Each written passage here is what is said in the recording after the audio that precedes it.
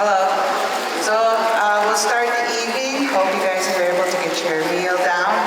I'm very thankful and very grateful to see all of you guys here today. I think this has been one of our best turnouts. But I know we're all concerned about the issues of the opioid crisis. Tonight is just about the opioid crisis in regards to the housing program. If you guys have any individual issues in regards to your unit, we have all the staff here if you want to speak to them after the program.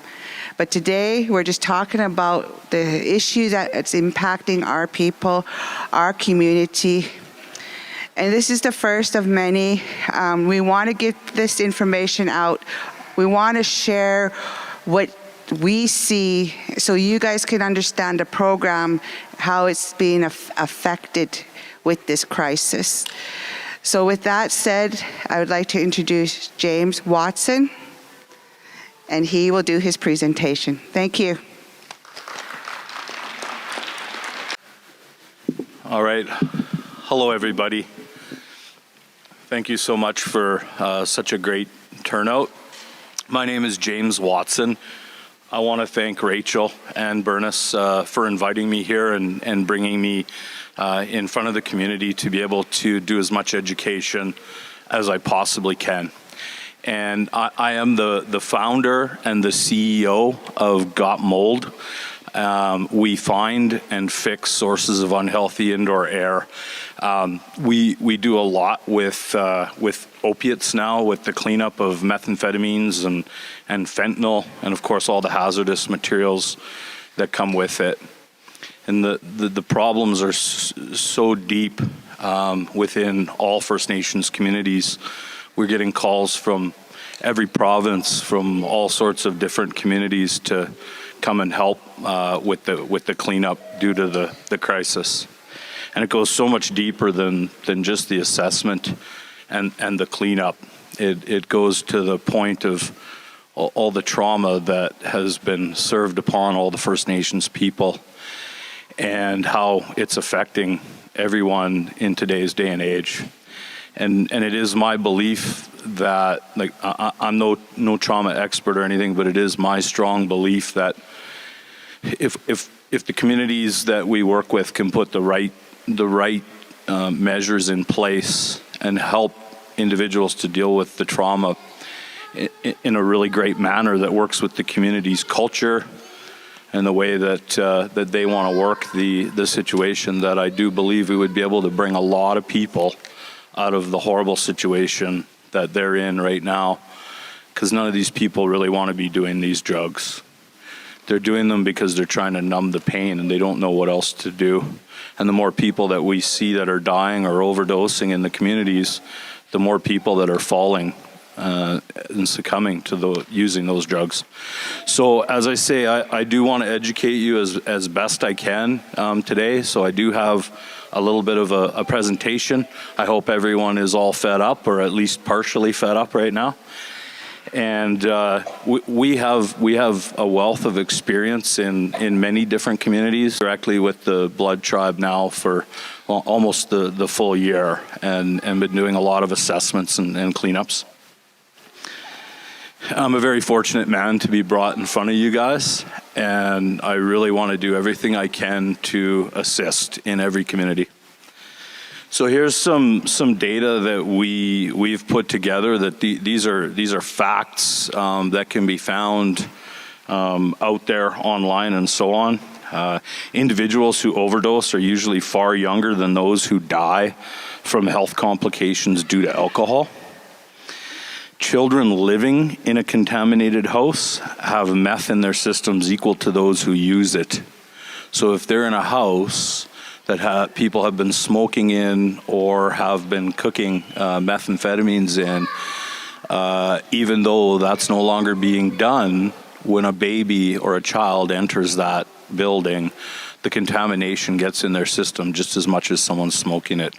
And that really hits hard. That's a big one that needs to be addressed.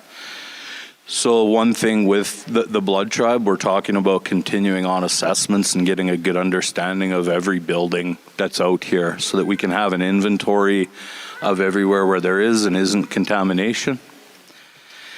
The use of meth and opioids at the same time is rising, has increased risks of overdose rates and may delay medical response, and of course increased fatalities.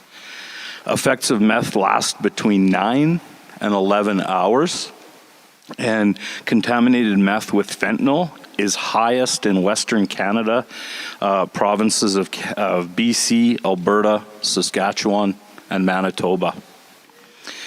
In Alberta, First Nations people are dying at nearly 7 times that of non-First Nations peoples due to the overdoses. In BC, 14% of overdose deaths were among First Nations peoples, despite representing 3.3% of our population. So very, very alarming to think that the fastest growing population in our nation is now becoming the fastest dying in the nation. Alberta and BC First Nations people accounted for 1/4 of Canada's population, almost half, which is 49% of drug-related deaths. And the number of people who died with meth in their systems has skyrocketed in the past few years. In Alberta, 889 people have died from overdoses. And I know you guys, your community has been impacted greatly. You have a larger community, and there's a lot of overdoses and a lot of death happening. Oh, now I skipped past. So how does meth affect buildings? It's called clandestine labs because it's a hidden lab. Typically, the people cooking the meth and making the meth don't want individuals to know that they're doing that. Of course, right? They're hiding as much as they can. So we can help. We have a team of trained and certified professionals who are fully equipped to handle any meth contamination issues that may be in the community. Our team will come do a thorough test of the building if it is deemed to be safe to enter and send the samples to a third-party laboratory for analysis. And then we provide detailed reports back to the community to let them know what is happening within those homes and if any action needs to be taken to clean it up or if it's safe to occupy.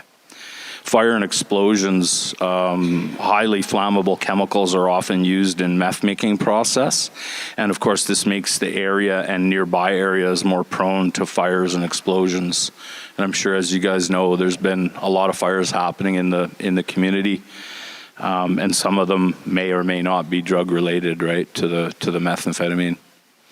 There's one more stat that I'll share with you, or well, not a stat, but a reality is that these methamphetamines are so easy to make and so cheap, which makes it really, really horrible. We could drive down to Walmart and purchase all the chemicals that we need to make methamphetamine, sit down in our house, put it into pop bottles, and we could make a batch of meth within 45 minutes. So when you see individuals walking around in the community, not always, of course, but sometimes people are carrying their meth lab right in their backpack and then going out and serving it throughout the communities. Structural damage, of course, meth labs often involve the altering of buildings that damage the structural integrity, and then that leads to the fire risks, weakened support systems, and other hazards. So it's destroying the buildings. Long-term health risks, being exposed to and living where meth is cooked, can lead to a range of health complications, including respiratory issues, skin irritation, headaches, nausea, and neurological issues. And I'm not a doctor, but these are true facts. So I don't want to be that fearmonger, but I do want to make sure that everyone knows and understands the implications of these drugs, opiates, and so on. Environmental contamination, so it can also contaminate the surrounding soil, water, and air quality. Sometimes they're pumping the They pump the chemicals outside, dump them outside to hide them into a river or a stream or whatever, and then contaminates the soil and the water. Chemical contamination, so cooking meth involves the use of hazardous flammable materials and chemicals that contaminate homes, surfaces, bless you, walls and ventilations into the skin, ingested or inhaled. So when you start getting into fentanyl usage and if there's fentanyl contamination within a home that you enter and you're not wearing gloves and you start touching things, there is a chance that you can become affected by that drug, could even overdose on it depending on your own system. So the more that people use fentanyl, the more immune they become and the more they need, of course. And then the dealers start putting other horrible drugs and stuff into it so that they can get their people higher. I don't know, I missed it in business school that it's a good idea to kill your clients. But for some reason they're putting horse tranquilizers in this stuff, and then it doesn't react. It doesn't the kits, the naloxone kits. They won't work on certain drugs. So the stronger they are, the worse chance of people overdosing and succumbing to death. Of course, because of the fact that their systems couldn't handle it. And then when they got, some people are being, getting a needle 3-4 times of naloxone and not coming back from it. It's a very, very sad situation. So according to the National Institute of Drug Abuse, meth is powerfully addictive stimulant drug that increases alertness, it reduces appetite, it elevates breathing and heart rate, and it raises both blood pressure and body temperature. In addition to these dangerous effects, the process of making meth, of course, is highly unsafe. Unfortunately, the process behind how to make meth in small at-home labs, as I mentioned, is relatively easy, using a variety of toxic chemicals and shaking them in a soda container called the shake and bake method. Are very impactful as far as I'm concerned. It has actually, this isn't about me, but it has actually taken a toll on my mental health at times to see the unfortunate situations that some of the people are living in your communities. This picture on the left, I believe that would be on your left. It's a whole cabinet, a vanity underneath a sink in a bathroom. And it's overflowing with baby diapers. And right next to all those baby diapers and down the hallway and into the rest of the house is a whole pile of needles laying all over the floor, and naloxone kits and all kinds of crushed up pills and you name it. It's a very scary, sad state of affairs. And then of course on the right you see garbage outside, lots of it. Some of the homes that we remediate methamphetamine and then have it tested to make sure that it's back to a livable standard. We're taking 6 and 7 40-yard garbage bins out of these places. That's how much contamination is there.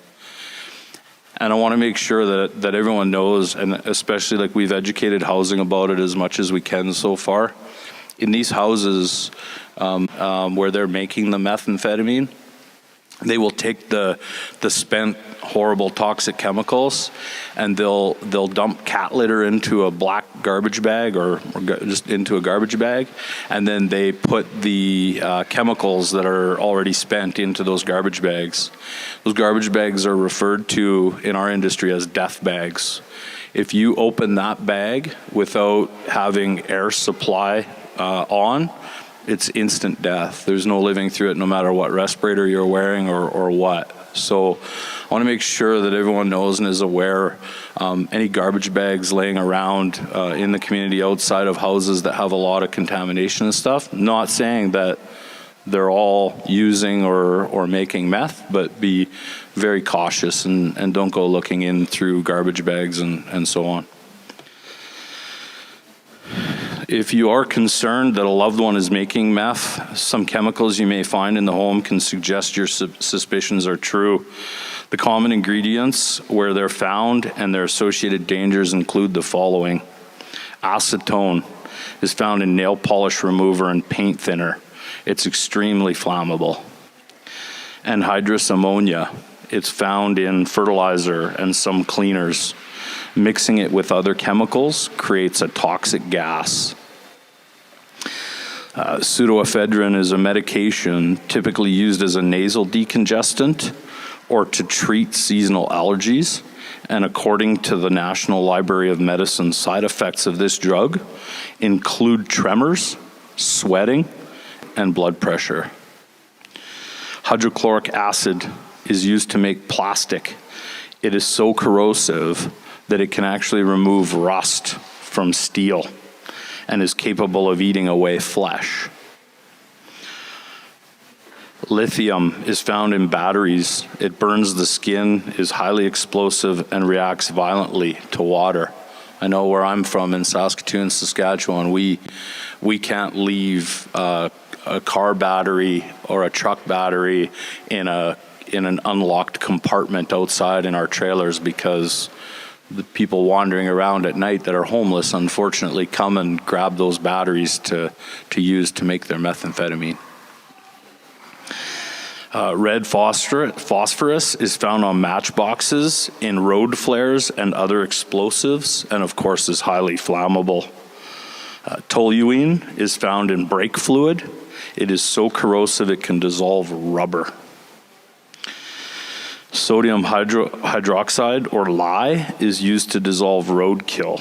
It is corrosive and can also burn skin and cause blindness. And sulfuric acid is found in drain cleaner or toilet cleaner. It is corrosive and can also burn the skin. So these are some more photos of houses that are fully contaminated where there's a lot of use going on. Some of the basements, we can't even walk into them. They're so clogged up with all kinds of garbage and contents, and it's a very sad state of affairs. This kitchen on the top left there, and then there's a bunch of needles laying around just sitting on the floor, and evidence of babies crawling around on those floors.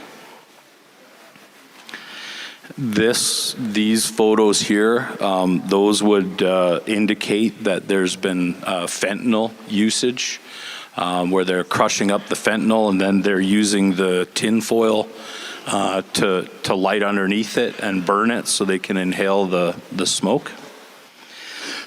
And that's very common in a lot of houses that we look at, of course, after eviction or after individuals part ways.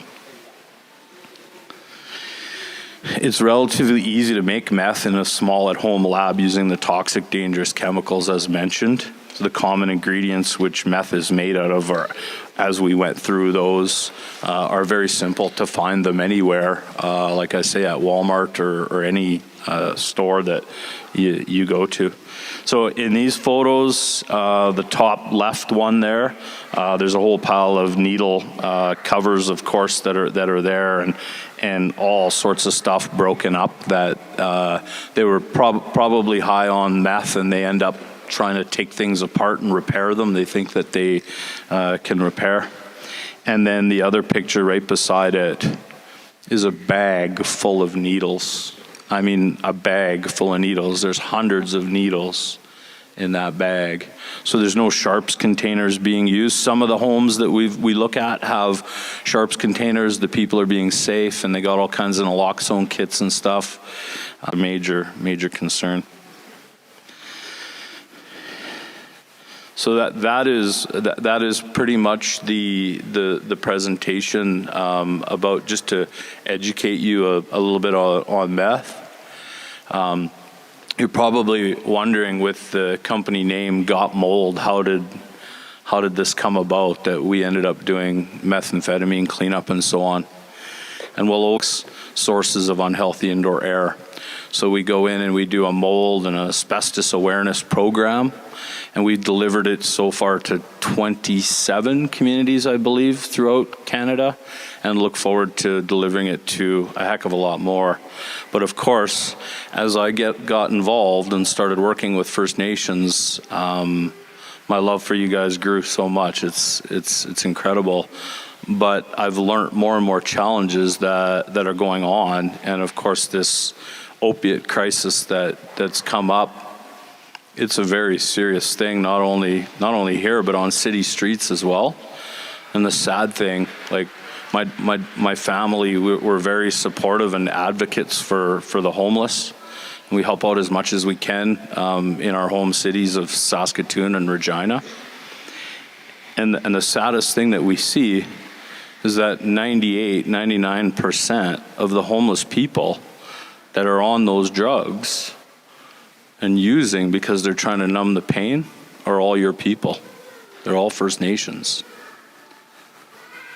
And there are solutions, I believe, strongly out there.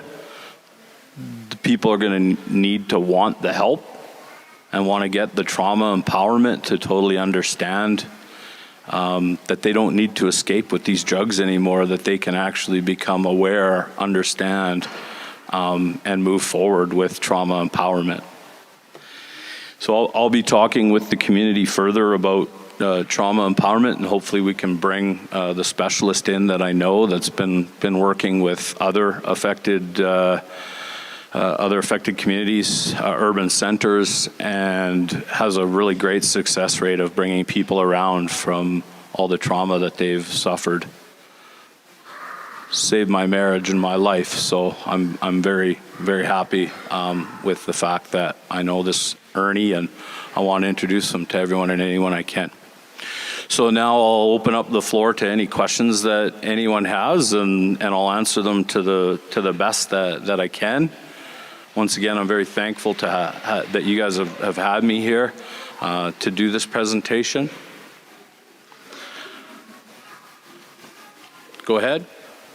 So you're smoking meth or heroin in the home. How do you get rid of the smell? Is there constantly keeping you stuck at least? I find it that when they have a substance addiction and 34 years now, it's really hard. Like, it's so hard to, no matter how much I clean and time solve it, bleach it, it seems like the smell will go away, and it's really need more use. I'm very sorry to hear that your son has fallen into that. That's a very unfortunate situation. Oh, unreal.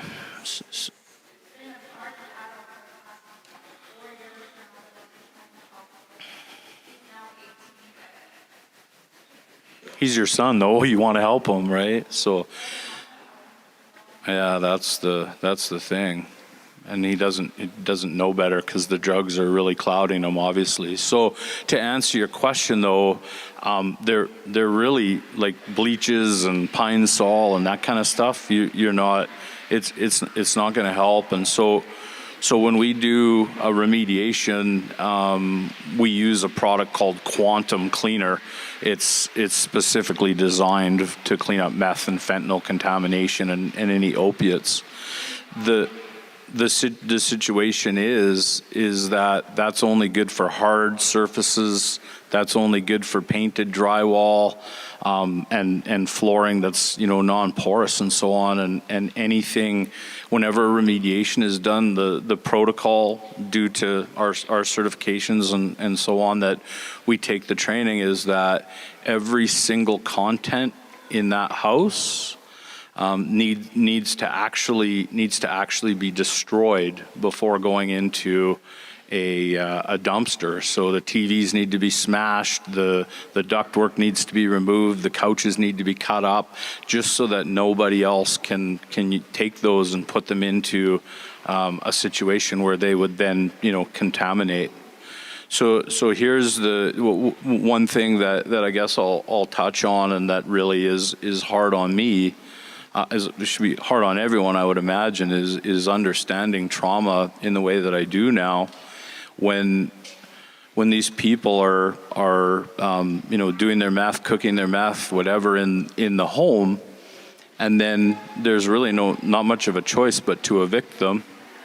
They now become homeless, so they're traumatized even more. And then us bad guys come in and have to clean up that house, of course, because otherwise no one else can go into it and be safe. So now we destroy all their belongings and everything that they've ever had, all their worldly possessions. So now they're traumatized even more, right? And then what ends up happening is, we send people to treatment, 30 days, 60 days, 90 days, whatever it be.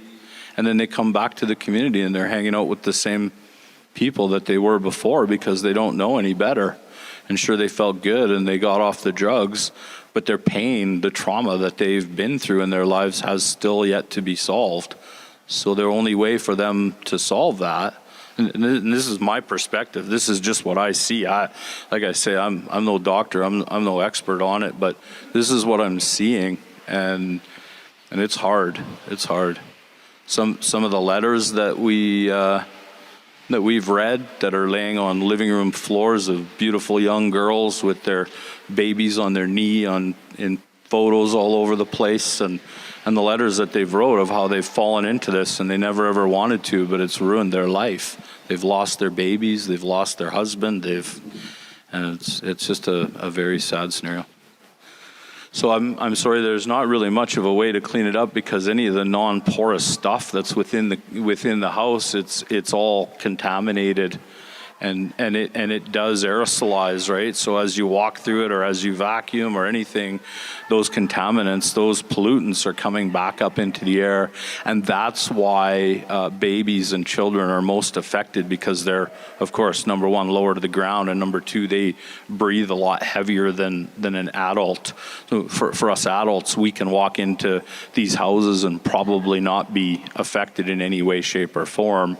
You start touching fentanyl, that can be a problem. So any other questions? Yeah, if you want to come up to the mic, or there's one up here. You're in the spotlight.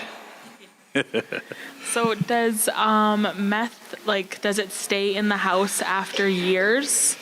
Like with users being in the house, does it stay in the walls? Yes, it will, especially non-painted surfaces and any porous surfaces where moisture could absorb. So do the chemicals that are given off from the smoking of or cooking of the methamphetamine. So it could be in there for months and years and continue to contaminate the environment and people that are in it. Yeah. Okay. Yeah, that was my question. Yeah. Thank you. Okay. Any other questions?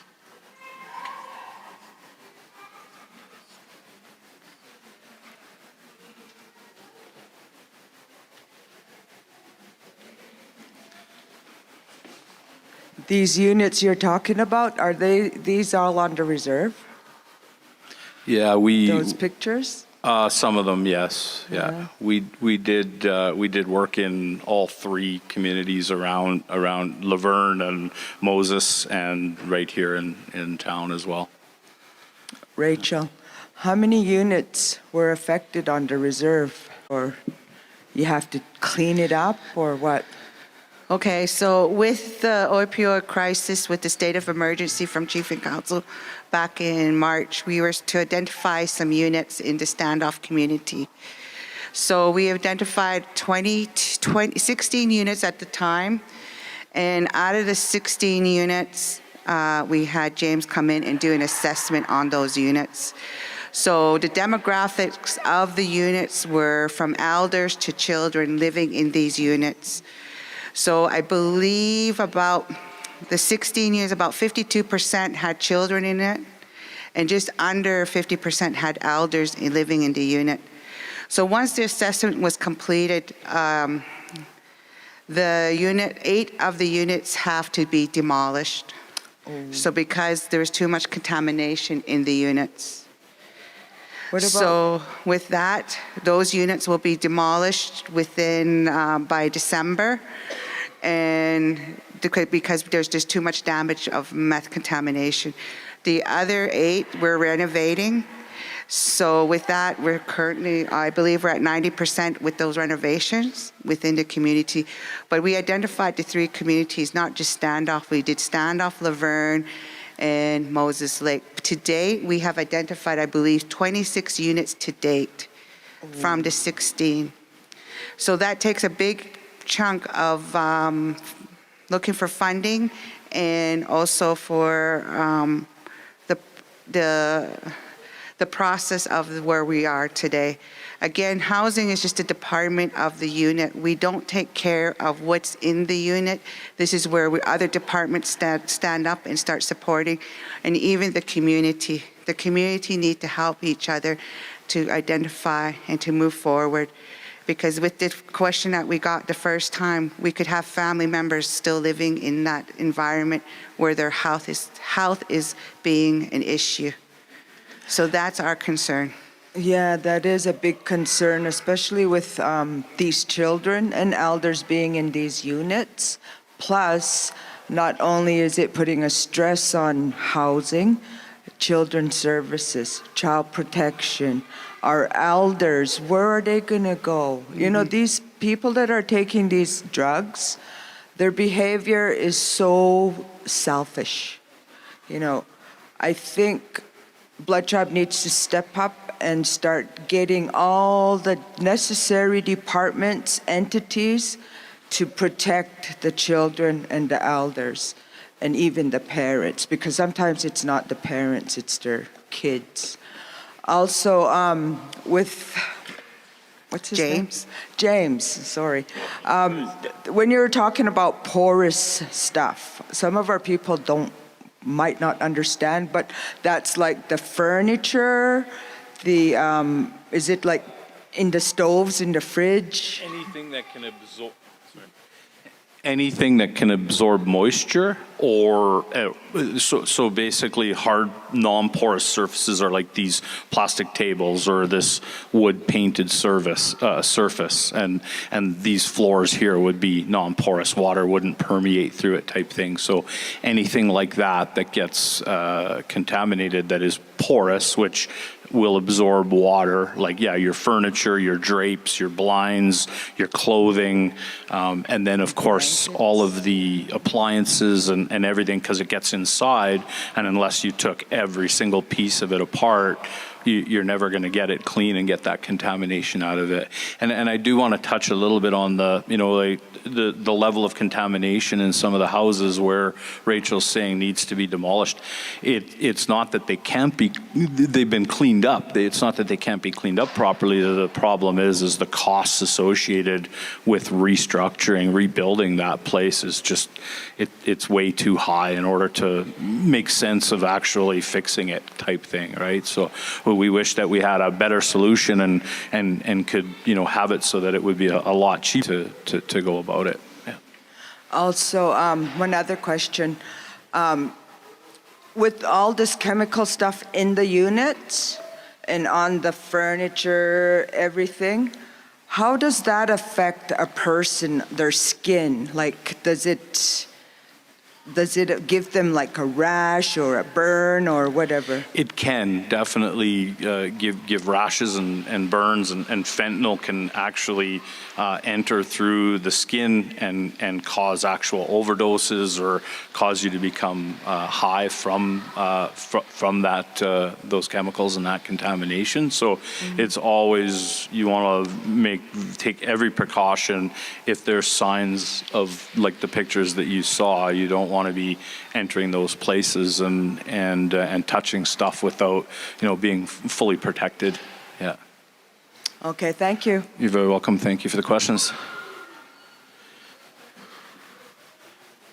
She's holding you up. Sorry, I just had one more question. So the houses that are that have been drug use in them, and then families are coming into those homes, do they have to be demolished, like because of the drug use that's been in there for years over years? Or how are you getting rid of that before the people come in, the families come in? Yeah, so that's the whole basis behind us coming out and doing the assessments, determining the level of contamination. And then if it's smaller levels of contamination, and we don't have to, tear out all the ceilings and all the walls and all the non-painted surfaces and so on, then we come in, we clean it up, and then we have a third party come in and verify that the test results are good now, that we've brought it down to below that 0.4 milligrams of contamination, which is okay for anyone to enter into, kind of thing, right? So they don't need to be demolished if the repair work, the putting it back together, makes sense rather than just building a new home type thing, right? So then it would be safe enough to enter, but they would still be there? No, once we're done, it's Yeah. down to what you would consider a normal amount of contamination in any other building. It's below the 4 milligrams. It won't hurt anyone. So we're having the third party come in and verify that those surfaces that were contaminated are no longer contaminated before we'll have a letter of clearance saying houses, right? So of course we let housing know as soon as we're done with the remediation that these ones are now clean and clear, and you can go in and here's the paperwork. Yeah. Okay, thank you for that. Yeah, you bet. Sir?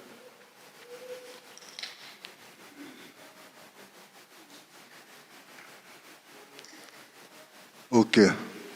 I guess the traders that are doing that, how much within each of these units are the ones that are totally responsible for doing this and not really caring that it's affecting their mom and dad or their brothers and sisters or whoever? Like the actual persons that are making this meth, I mean, they need to be identified. And I guess what I'm getting at is that the police should also be involved. They should be in here answering some of these questions as well. Because all we do is wait for the next morning and read the obituaries, finding out who died and everything like that. It's a really good thing they have identified these units and stuff. But is it growing and everything? And maybe the police can answer that a little bit better. But there's a lot of other things that I'm sure every one of us in here is really worried about. And I guess I'm getting frustrated. I don't want to see our younger ones dying anymore. And we're supposed to let them or see them grow before us. We're supposed to go before them. I'm 63 now, and I can't believe how many of our kids are dying. It's really frustrating. So with that comment, we are working with the Blood Tribe Police. These units that we've identified, the police stepped forward, and that's how we moved forward with our program. So we can't, we don't just go up. That's where they developed that Crime Stoppers. So I continue to express and encourage that each member bring that information forward, because sitting on the sideline, we can't do that no more. Because the more we sit on the sideline, it's to the concern of who we're reading, unfortunately. The units that are identified, I don't know. I don't have a question for how to support the family other than trying to make the unit clean and healthy for whoever's going to move in there next. And again, we need the community to step up and come forward and identify if there is some kind of contamination. So, because then if you don't, then you're living in that unit and you're just going to make yourself sick, or whoever is sick who's living in the units. We did a COVID survey back a couple years ago, and we have 6 zones identified, from zones 1 from Cardston all the way to the north end, 6 zones. And in each zone, there's approximately 200 units. And out of those units, we have 1,300 units, and we have about over 100 units that are vacant. So, and then we went and did more identifying who's in the unit. So we have at least overcrowding of 11 people per unit with 1 bathroom. So with COVID, we had COVID, now we're dealing with this opioid. So we, like you said, could just take one person wrecking the whole unit. So we only work with what we can with the police at this time. But again, we've identified at least 26 units now, and I think we identified 4 more units prior to after the 26. So with that said, that's only not even, that's a small percentage of our housing, of our inventory. But once the community step forward, I would believe we could be at 20% of our inventory, and that's a lot. Right now, with just the 16 units, we have $4 million that we're identifying to help clean up those units, and we don't have anything else after that. So we really need the support of the community to move forward.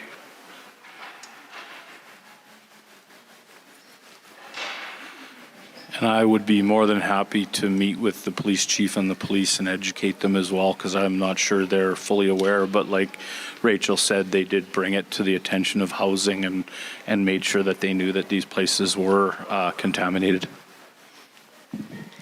I just have a question.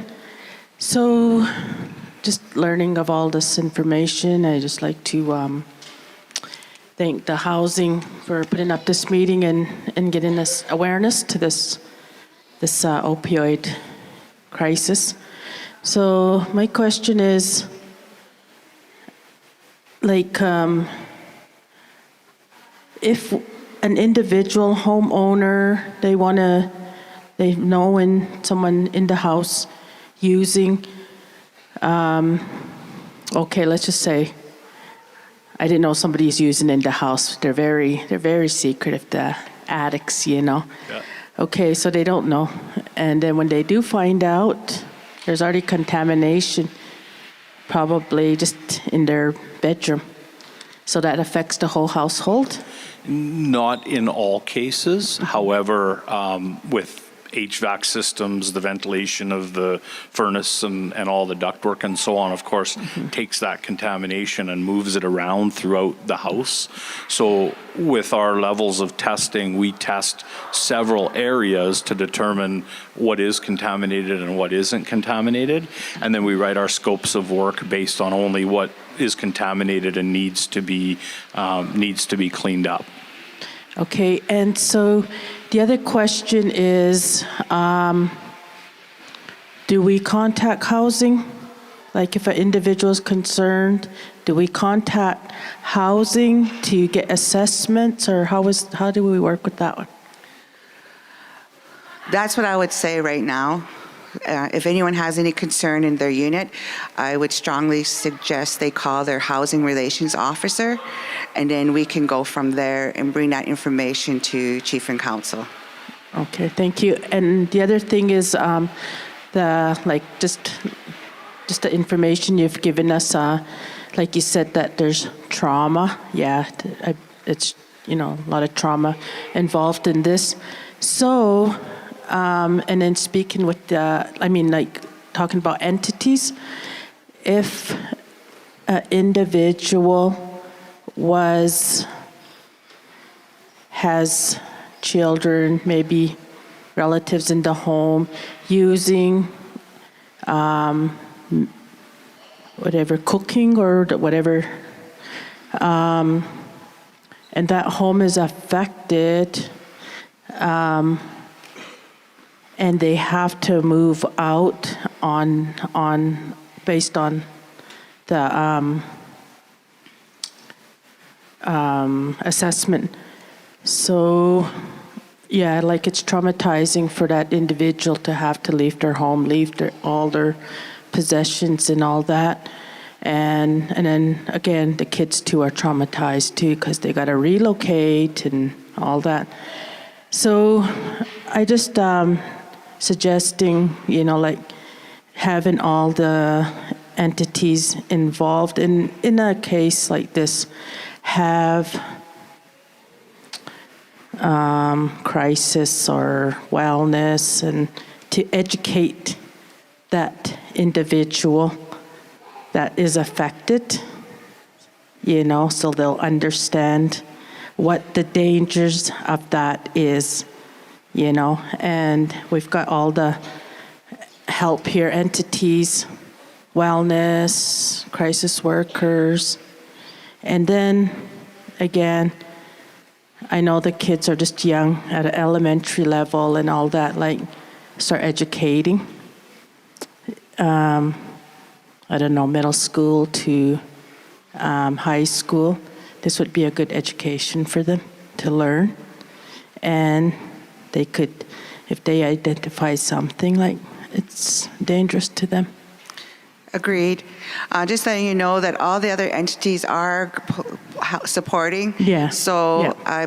it starts with the police, with housing, and we can only do what we can with the housing. Yeah. I know children, if the dynamics in the unit, it depends. The social service will come in, or children's services, or mental health, or health in regards to, or for elders. Yeah. So I know. Like, again, this is new for us, Yeah, and then yeah. we're reaching out, trying to make sure that every individual family member that has been affected, where are they now? Yeah. So that's where we are today. That's why we're having this community meeting. And I know James is being very, very delicate, but the pictures you see are from our community. They're not from any other reserve. Those pictures are from our community in here, Moses Lake and Laverne. Yeah. And so it's just unfortunate of the hoarding issues and all the dangers that surround it, not inside the unit, but also surrounding the unit. So that's where we are today. Yeah. And then I was just like really thinking, looking at all that, and then if an individual had to move out or and that adds to like grief and loss too. So there's where we could get our counselors involved, right? Because I don't know the family dynamics. They could just, Yeah. you know, losing a child, Yeah. using children, Yeah. or just anything that trauma that has affected the family, where they are today. Why are they like this today? Yeah. Yeah. Thank you.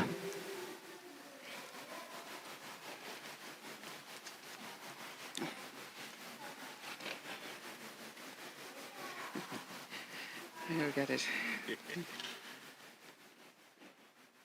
Rachel, I'd just like to ask if you could ask our leadership, if anyone is in here, we'd like to hear from them. Okay. Also,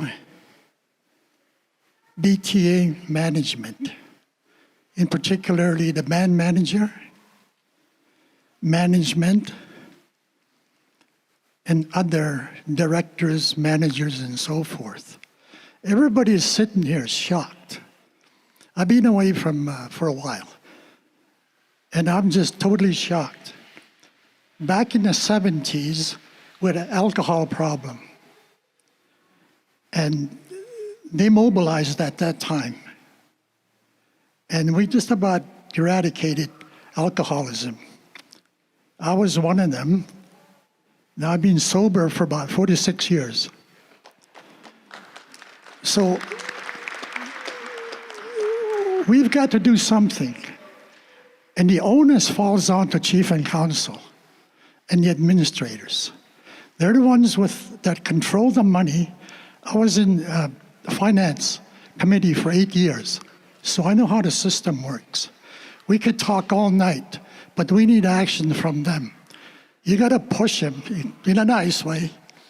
But if there's somebody in here could begin to talk about it, leadership, they should all be sitting right here. It's shocking. I'm really shocked.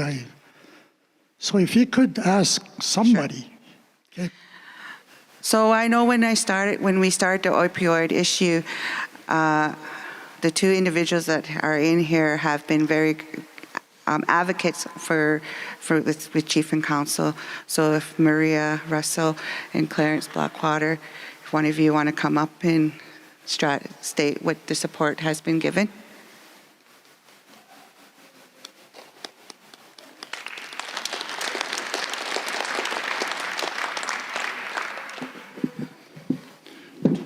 Okay. Nagogogotas. Mickey, thank you. That's the kind of stuff we want to hear from the people. We want you guys to be heard, so we can move forward on certain, issues on the reserve. You know, when I first got elected in, it was the COVID issue. So we couldn't meet face to face. I think a lot of us were there. We lost a lot of our elders, a lot of our people that are staple within our communities. Things started to pick up. We started to have the issues of the drugs really, really picking up then. So policies were set, bylaws. We have, as you know, we did a dangerous persons bylaw in support of this drug issue. As a reserve, a bylaw is something that we call our own. That's our own law. And that's what we're focusing on. We want to set our own laws. So that way, our departments have a voice. They have authority to do things. And if the community members want to partake and be part of this, that's what the transparent part is, communication. So we need to all, you've heard the word, step up as a unit and work together. But like I said, we've got money. I'll be honest with you. This is the term that has got the most settlements, and there's more to come, I'm happy to say. We have a lot of good housing projects that have come. Rachel has done some tremendous work at housing. Set in some bylaws. She just passed some bylaws that come in. So there's some good things coming from that department. Our next focus is public works on the roads. Then we have all these other programs coming in from these departments. Now for the opiates, we do have someone coming in. I think it's some kind of coordinator we hired within the management. I think management's going to be taking care of that. So that'll be more of a centralized process. So departments, it'll be like an interagency movement where issues are all brought to this individual, female or male, and they're going to move forward with a lot of these initiatives. So that way things will start to happen. That's the main thing we wanted to move, and it was way back when we started this. And the way things have been moving forward, there's so many different things on the table, especially our loss to our people. And I'll be honest with you, we're the only reserve that does help with funeral costs. We're the only ones that do that. And as we know, the costs are going up even more. So these are the new budgets that we're going to be looking at. There's a lot of new things we want to start doing to help with our people. ECDEV, they've got a new initiatives for our small business opportunities. There's programs there. B-Test is awesome. Man, they got a lot of work programs. Everything's there to move forward on. But for our people to utilize them, they need to get up and go out there and utilize them. I have people coming to me that are looking for work. They're caught within the communities. They're having trouble putting food on the table. And they're just basic needs they need. A lot of them need driver's license. Today, you gotta have driver's license to get a job. You don't have drivers, they're not even gonna look at your resume. So these are the type of things we're gonna bring to the table. We wanna help put money into those type of programs. So you'll be okay. You'll be able to pay your bills. Be responsible as an individual. And that's who we are. We're Gena. We're the ones that have the biggest reserve in Canada.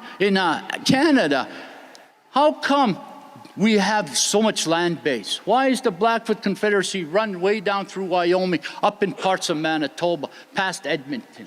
There's a reason why we were like that.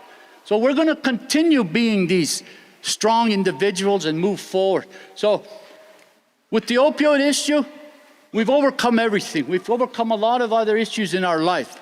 We've overcome the smallpox. We've overcome all this stuff. We have lots in our life. We have ceremony. We have a lot of stuff behind us to support these things. So That's all I'm asking is the people to say good things. And I like the one lady that came up and asked about some issues within her, I don't know if it's someone's home, but that's a process. And then Rachel steps up and says, yeah, come to housing. These aren't even part of the process, but it's a start. We can start moving. That's why we need to communicate. Thank you.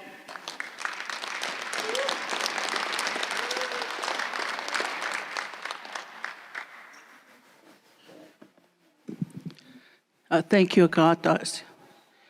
I just want to take this opportunity to thank Ronnie for the prayer, for housing, for taking this initiative to come before the community and inform the community of some of our realities that we're facing right now.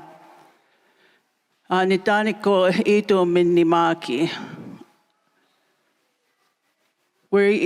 We are in another state of emergency. I don't think we have, we're back to pre-COVID times, especially when we've been able to gather with family. There's still that fear of even COVID right now. So we're not even back to normal, even with COVID.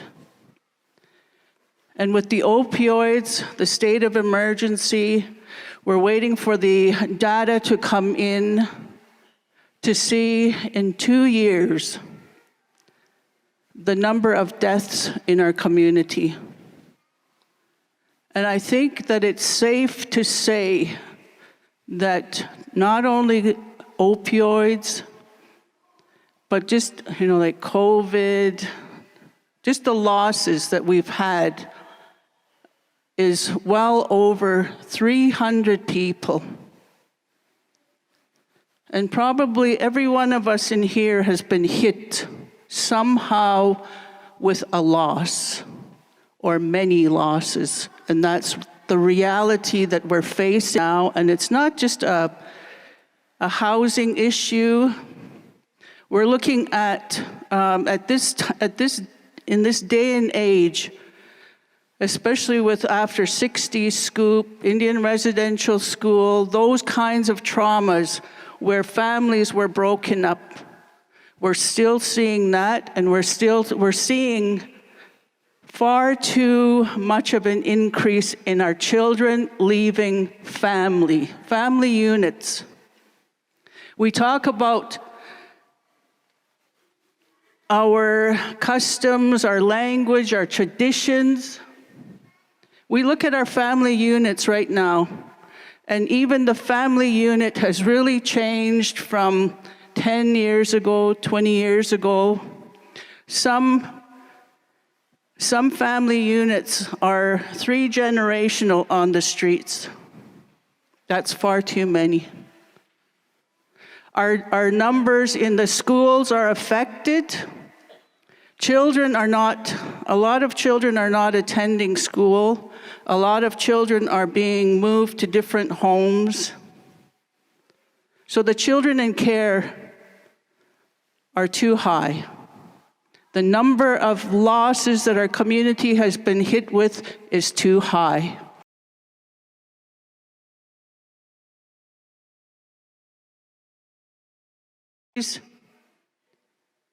In 4 different communities, Laverne, Moses Lake, Standoff, Old Agency, trying to get prevention programs going where we have communities that are engaging in healthy activities. But a lot of times those numbers are still really low. We're not seeing a lot of the kids come out. This effort is not only on Chief and Council, it's not only on the departments and the staff, it's within the community as well. This is our issue. And we all have to work at trying to reduce those numbers, trying to prevent our young people, not only our young people, there's some older people that are getting into this too, somehow. It's our It's our effort. And I have to thank our spiritual leaders, and I have to thank our community as well for coming up, standing up, speaking out, saying that they don't want drugs in their communities. And unfortunately, we've had to do the evictions, and with the evictions, there were protests because there were elders and children involved. But on the other hand, people were crying out to get rid of the drug dealers. And in that, there's we have to go through harsh measurements. And part of that was evicting. Nobody wants to evict, especially when there's children and elders in those homes, and sometimes they don't even know what's going on in the home. There's a lot of work, and I have to, I think in the early 2000s, there was a state of emergency. I think might have been with prescription drugs, but this is not new. And then a state of emergency with COVID,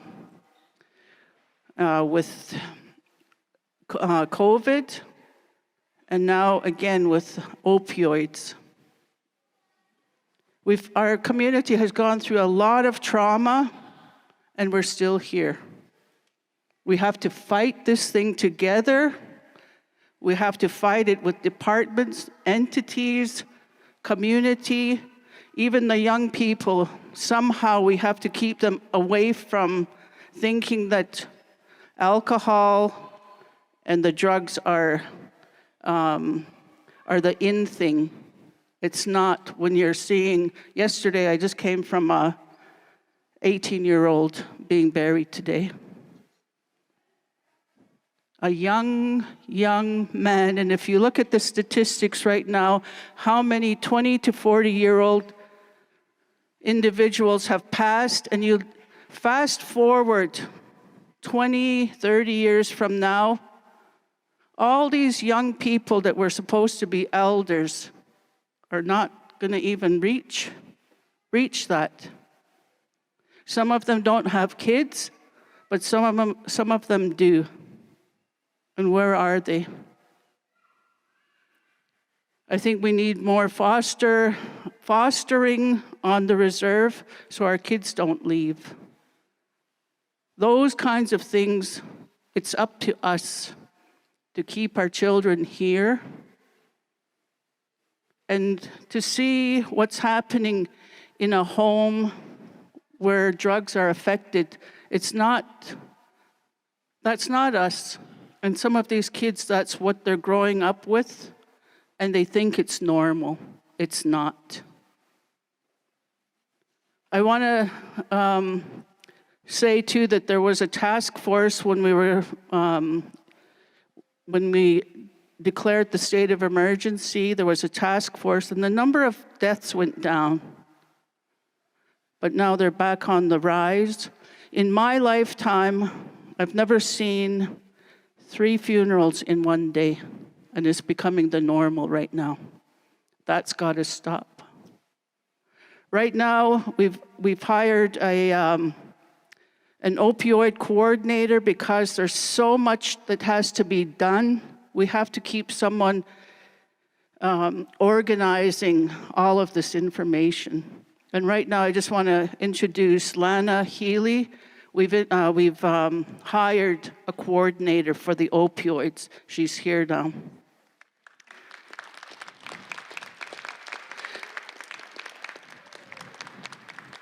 So Lana is, we're gonna pile everything on Lana. The police, I hear things. I hear, talking with community members and just hearing. And if we don't hear, we can't move forward. So we need to hear some of your ideas. There's some ideas that I've heard over this last few days about maybe some places that we're lacking when an individual has treatment and has gone through treatment. Sometimes I think what's happening too with an individual, and these are the things that we need to hear, and I'll pass on some of those comments to Lana later, but sometimes when people are in that treatment, they come to a point where it's really hard when you know, like if you quit smoking. Sometimes you want a cigarette and there's a fight, a struggle. Do I smoke or no? If you can get over that hump, there's one hurdle that you've gotten over. Well, it's that same way with our people that have gone through treatment, are trying really hard. And thank you to those people who are trying. We can't let them. We have to help them over those humps. And so those are some of the issues, some of those comments that are coming through. We need to hear from the community. If you have ideas, we don't know, we don't have all the answers. We're trying, but a big piece of it, prevention. Preventing people from even getting into opioids, getting into alcohol. I was surprised to see that we still have a lot of death from cirrhosis as well.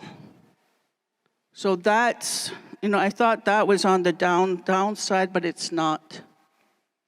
So we need to keep our community busy. We need to keep our community healthy. We have cleanups that are going on in the year. We need help. We need recycling programs. We need our young people to get involved in some of those kinds of things to help teach the parents. There's a lot of good ideas out there, but sometimes, unfortunately, it's money. And a lot of times our departments that are supposed to be collaborating are kind of working in silos, but we're finding that that's not because of the departments not wanting to work together. It's sometimes the way the funding is and the policies, they're not allowing some of that to happen, but we're trying to break those down. So there is a lot of work that's been being done, and part of that is, with these kinds of presentations, we're hearing and taking note of probably having to look at even more information sessions for the community. If you have any questions, if you have any comments, now is the time to say. But that doesn't mean that after tonight, there's no avenue. You can contact any of the departments, provide that information, and I have to give a shout out to the ones who are in recovery, and we need to support everybody. Thank you.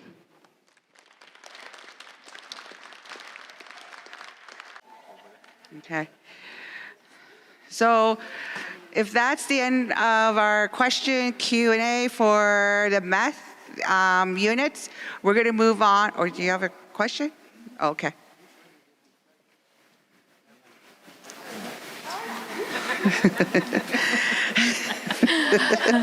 Okay, nistone kok segoy butaki nomtoch do mamioix. My name's Natasha Scout. I stay in the St. Paul's area. I just had a question for if we do notice activity within the community and we wanted to report the activity that we're noticing, and we notice that there are elders and children within the home. Is there any services provided or set up for the elders or children or the family members that are not using? When we do report, where do they go? We don't want to see them homeless, and I wanted to find out if there is any support set up for them or anything that we can do as a community to help them to not become homeless. Because there is a lot of racism in the surrounding communities, and it is already hard for our people to access housing or to receive housing in the surrounding communities. Like I said, it's if you wanted to report, go to Crime Stoppers, and from there, that's where it starts trickling to the departments. And if your concern is in regards to an elder, to children, those departments will step up and support as much as they can.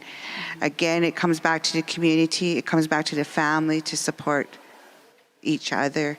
And that's where we wanted to make, like I said, all of us are affected, so we all need to help each other equally and feel that support.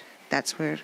Okay, so right now there is no supports like emergency housing for them? We don't have emergency housing, but again, it's a case-by-case scenario. I can't say there's going to be a house here for this family or for the elders. It depends on the health of the elder or the children, the assessments. We don't do the assessments. It would come from health. It would come from social services, FCSS, children's services. They would all step up and support that family unit as much as they can. Okay, thank you. My question was for James. For the ones with users inside the home, you said the smoke or the fumes affect the whole household through the furnace. Is there a furnace filter that would purify the air for that, or? Not that will remove it and clean it out of the air. Of course, you can use HEPA filters, which will lower the quantities. However, because it's stuck within those non-porous surface or those porous surfaces and so on, it just continues to seep out as it. Yeah. Go ahead. Done? Yeah. Hi, my name is Bobby Wells. So I kind of had a question and some other information that I wanted to bring forward. As a community member in Standoff, I was living here prior to the opioid crisis. My picture window, people walk through. Before it was just drinking, and then it came where they were bouncing around. You just open the door and we see everybody, and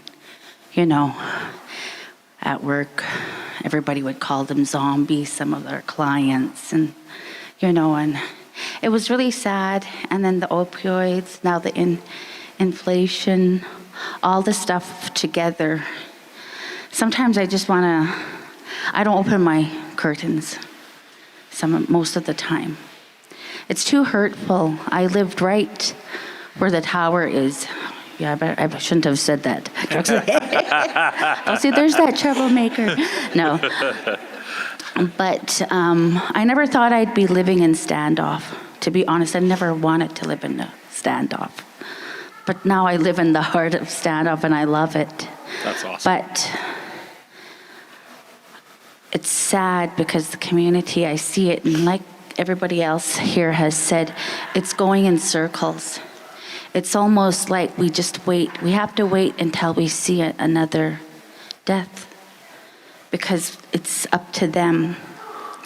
And most of us, we have to self-reflect and look in our own homes, in our own backyards, especially with the housing. We are responsible adults. And if you're not really haven't been supported enough, because I know, for instance, in some cases, most of the programs, most of the things that are out there, it's always the same families. And that's, to be honest, it's always been like, I've seen it. It's always the same families. Some of the families get left out. And most of the time, they come through as clients where I work. And I've seen that. But one of the things is we have to look in our own backyards, but some of the people that are in their own backyards don't even know how to manage their own lives. They don't know how to get the supports. They don't know how to get their driver's license. Some of them don't know how to read. Some of them are still living in poverty.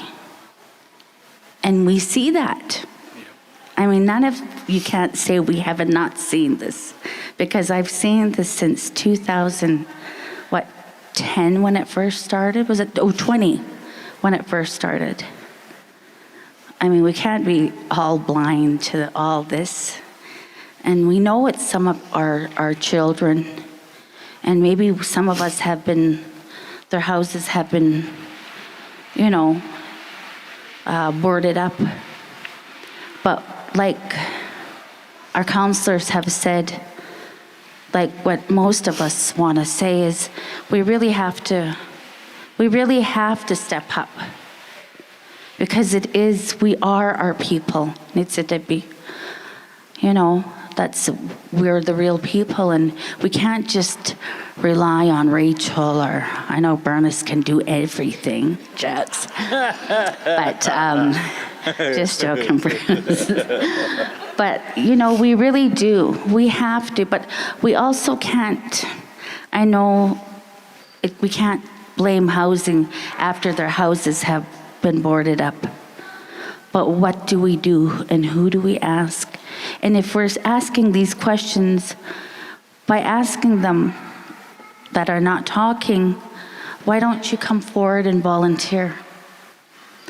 Why doesn't anybody go to BTA and just ask, where can I help? Because we all have to be a part in this. We all have a purpose. We're all in this world. We're all in this community. And sometimes, like when I see my clients, when I first see them and they just feel they're not confident, I already see the good in them. And I know all our people are good. All people are good. But we just really start needing to volunteer, show, maybe I'm just talking through whatever, but interest. We all need to, it's just sad. I honestly really want to cry, but there's a camera behind me. But anyways, that's all I wanted to say. And, and if anybody knows anybody that wants to get into a program, we do run them with BTRI. We're under Blood Tribe Social Development. And if you're a client, sure, go to your case managers. Come down, and we have a lot of programs, starting with our history. We do grief and loss. I do life management, and I do pre-employment. I've been a career development practitioner since 2004. So, we have programs that have been running. So, but thank you. Okay. Thank you. That was awesome.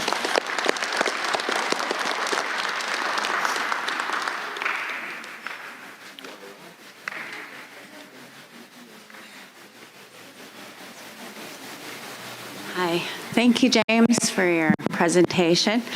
Uke Nitaniko Soitski, Lurleen Bershenbaum. I'm a peer-to-peer support worker at the Blood Tribe Drug Harm Reduction Project. It's Unit 729 right in Townsite, and we are utilizing programs as in NA programs, and I am looking for volunteers to run those. So if you're free, come on down, even to the shelter as well. So those are Wednesdays at 6 o'clock. And that's a beginning, right? And like she said, volunteers, it's really hard for people to ask for help, and I understand that. And, being on that side of the spectrum before, I've seen some pretty good, success stories coming out of addiction, successful. So it is there. So don't lose hope, and don't ever blame somebody, because it is hard to be alone in these situations. And just know that there is people here that are willing to help, but you have to come and ask for help, Your families, we're here to help you. You just have to come in, and then, we have all these resources that we can reach out for you right now. So if you can come and do that, that'll be great. Our number's 2119, right? Yeah, so if that's our phone number too. So just come down and ask us, you know, what kind of supports you need, and yeah, and we can use all the help we can get as well, especially at the shelter as well. I was kind of looking into starting their NAs up as well, and I've noticed that, you know, just sharing the stories, you know, people are willing to open up, but we need to have the patience and the resilience to sit down and listen to what they're saying and being empathetic, you know what I mean? And it takes a lot of patience to actually, you know, and understanding and support. And I know it gets really hard when you kind of run out of that patience with somebody that you love, right? So, you know, we're all here and we're waiting for people to come and help us in this, because that's pretty much all they wanted, was just to be heard, you know, to be made back into the community. And I find that if we're standing together, there's more of a support group, and then we allow them back into community, they have that sense of identity. Right now, they're being pushed aside, and then, you know, there's no love, there's no caring, there's no compassion. Just imagine where you're gonna go. You're gonna give up on life, right? So we need to come together and we need to support all these entities, because just one person can't do it alone. And yeah, and if you have like gloves, toques, because it's getting cold out there, and blankets, just bring them on down, even down to the shelter, and food as well. Like, they're always coming down and they need those kind of support. But just come into the NA meetings and you'll see a lot of magic that's actually happening. And there is success stories going on there. Stories of survival, stories like resilience. And this is real. This is where the healing is happening. So just make that effort. Yeah, thank you.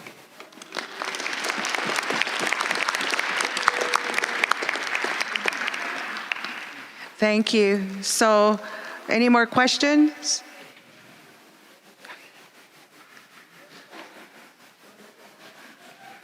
We want to move on to our next presentation.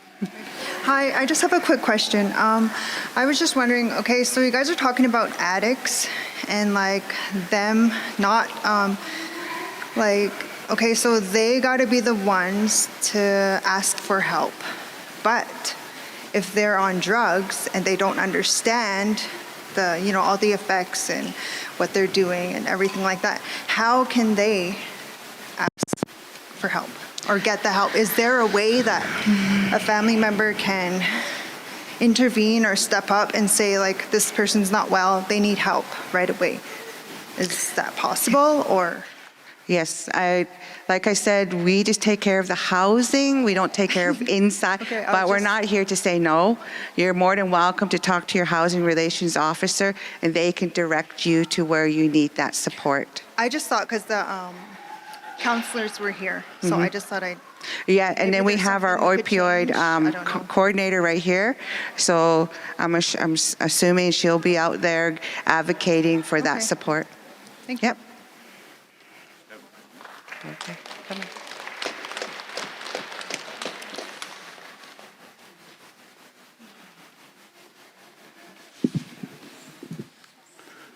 Okei, niin stonna kokni näspisto. Otuutsina muuku dakhaistursi. Ikitako aamusini maatsini pa. Itsini puumisi igortakoa stopkitla piiminnuunismurk. Aamusi oskustista pissimissini kautissa torpaasti. Kimaatsini paamasitsa matitai miinaapiuissi. Maletakhusipstaapiuitse. Anohan istutim pigarsi de mochi kitchina minnon shamuchi ipimia. Kiamcha po takichi. Ikako amuchi.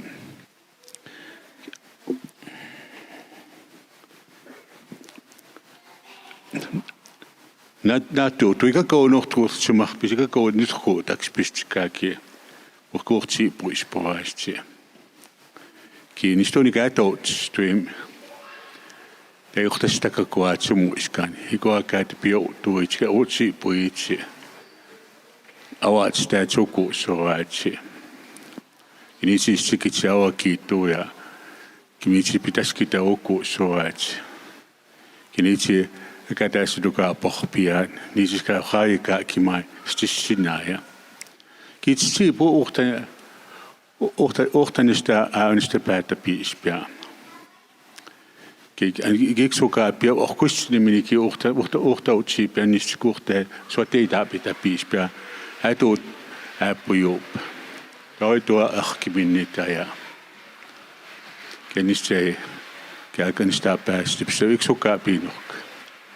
Ik kocht ze. Translation is, I said, hello. No, I gathered a lot of information, which I never knew about how it affects houses.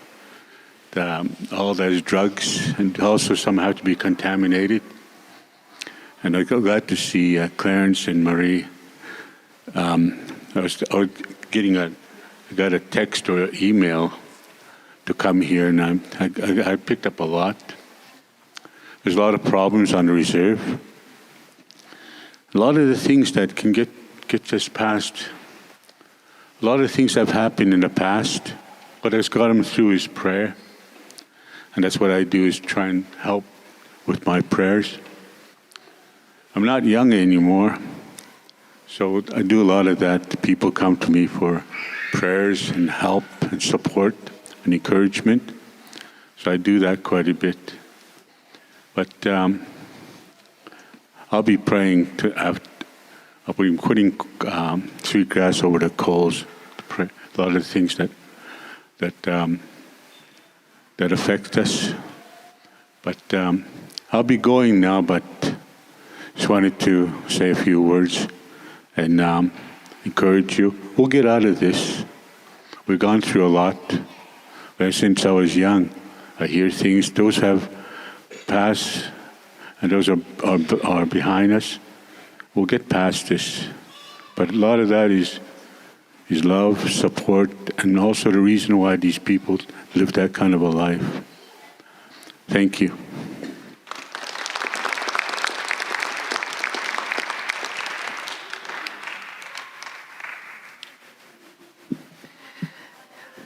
We'll just keep on this topic. I don't want to rush. It's very important to our community. So if any have any other questions?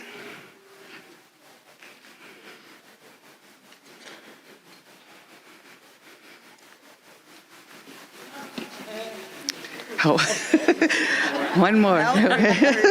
Thank you. No, this is Tor. I was going to ask your opinion. Like, you gave us that presentation about the meth, how dangerous it is, how it seeps into the units, and all this other stuff that it can absorb. So if someone was on meth and you come across them, if you were to hug them, would that stuff absorb into you?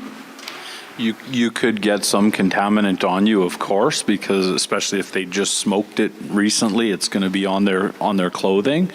It would be a very small amount and wouldn't typically affect a grown-up, I guess, right? But if it was, a baby or an infant, definitely could get some contamination into their systems, which is not healthy at all.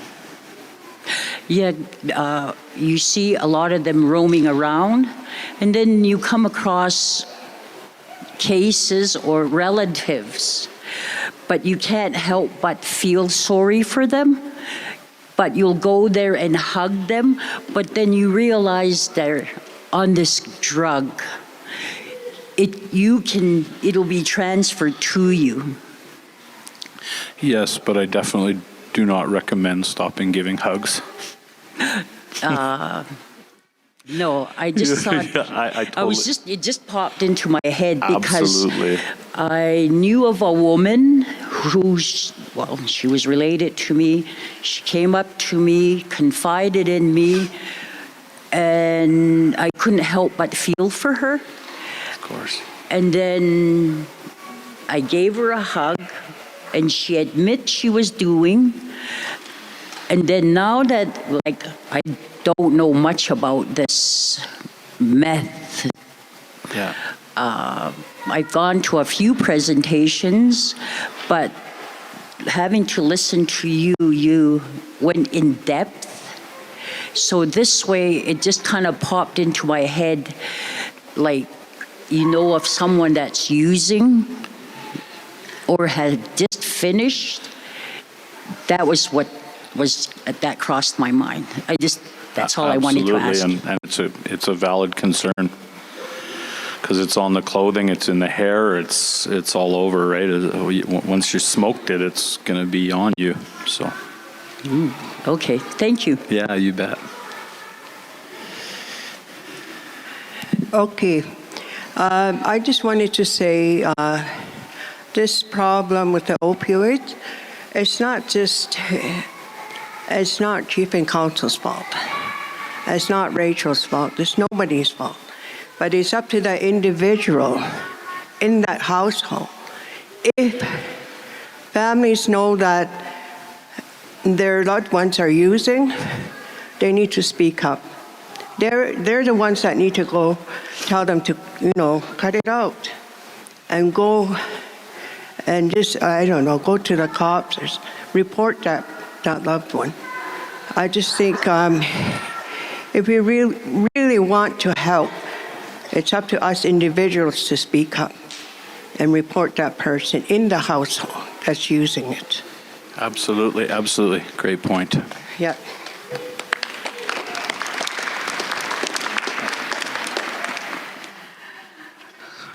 We had a presentation about a month ago with the RCMP in regards to the meth issue, the opioid issue. And one of the stories that stood out was they were doing a task they were doing an operation in the town, and they had actually touched, I don't know what other drug it was, and they actually collapsed and they ended up in emergency. With the contamination on themselves, they were told they were lucky they had survived that. I was also given notice in a neighboring province on a First Nation reserve. They had contractors go into a house that they didn't know that was a meth unit. All the 9 contractors had collapsed due to the contamination in the unit. So this is very serious, not just for the community, but even for the workers, even for our HROs and for our contractors going into a unit. We even had our contractors in our maintenance bear sprayed. And in all those, like I said, all those pictures, those are from our community.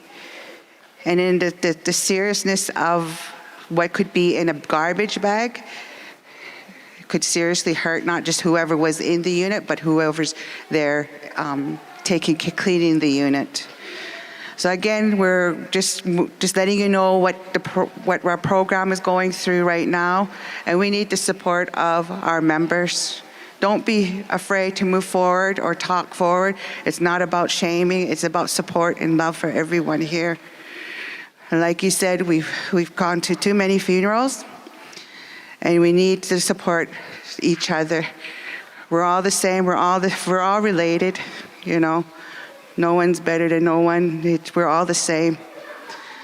So that's why we're all our relations and all our grandmas and our grandpas and our children.